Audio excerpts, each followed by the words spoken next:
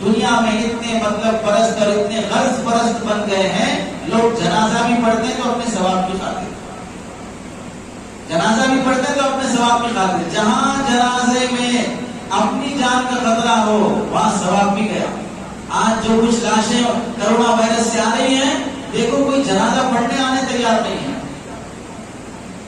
जनाजा उठाने के लिए लोग नहीं मिले तो बेटियां जनाजा उठा के ले जा रही हैं, बेटियां जनाजा उठा के ले जा रही हैं। रिश्तेदार करीब आने तैयार नहीं है।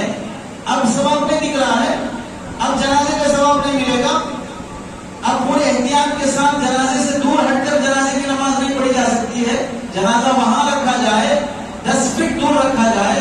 तुम्हें तो 1 फीट 2 फीट की डिस्टेंस मेंटेन करने को कहा जा रहा है, जनाजे को 10 फीट दूर रखो, उसे तुम पूरी एहतियात के साथ जनाजे की नमाज पढ़ो, नहीं तैयार है। अब फिर डॉक्टरों को बुरा भला कहना, डॉक्टरों को गालियां देना, तुम 10 फीट के जनाजे से करीब होने तैयार नहीं हो। डॉक्टर तो उसके सराहने, उसके हाथ और उसके मुंह के करीब होकर उसका इलाज कर रहा है।